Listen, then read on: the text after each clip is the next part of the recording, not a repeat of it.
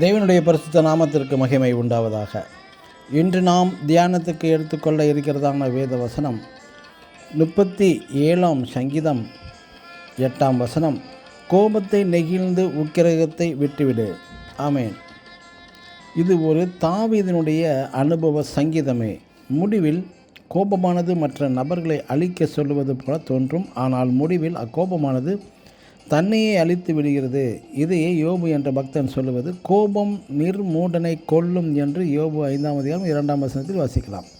மற்றும் நாம் எஸ்தரின் சரித்திர புஸ்தகத்தில் 3ஆம் அதிகாரம் 5ஆம் அதிகாரம் 7ஆம் அதிகாரம் 10ஆம் அதிகாரங்களில் ஆமான் பற்றி குறிப்பிடப்பட்டுள்ளது. இந்த ஆமான் மூர்க்கம் நிறைந்தவன். அவன் முடிவு தூக்கு மரம்தான். இந்த புத்தி கெட்ட ஆமானைப் போல இருக்க வேண்டாம் என்கிறார்.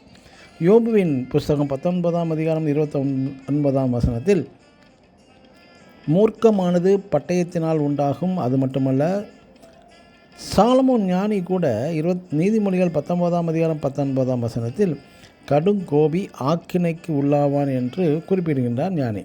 ஆம் பிரியமானவர்களே, கோபத்திற்கு சாக்கு போக்கே இல்லையாம்.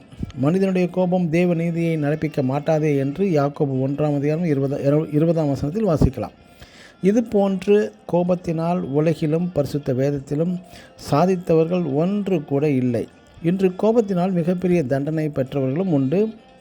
மோசேயை குறித்து 106ஆம் சங்கீதம் 33ஆம் வசனத்தில் அவன் ஆவியை விசனப்படுத்தினார், அதனால் தன் உதடுகளினால் பதறி பேசினான் என்று குறிப்பிடப்பட்டுள்ளது.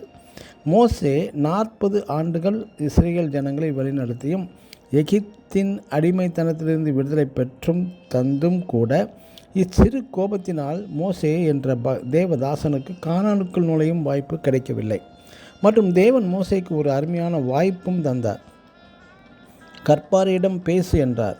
மறுபடியும் கோபப்பட்டு பேசாமல் கற்பாரையை அடித்து விட்டான். கடைசி வாய்ப்பும் தவற விட்டுவிட்டான் இந்த மோசே. எனக்கு அன்பான தேவனுடைய பிள்ளைகளே, இப்படிப்பட்ட கோபம் நமக்குள் இருந்தால் இதனால் பெரிய பெரிய வியாதியும் தூக்கம் நிறைந்தவர்களாய் காணப்படுகிறோம். ஆகவே நாம் கோபத்தை நெகிழ்ந்து உக்கிரத்தை விட்டுவிடுங்கள் என்கிறார் தாவீதும் தனது அனுபவ சங்கீதத்தில். ஆமேன். God bless you.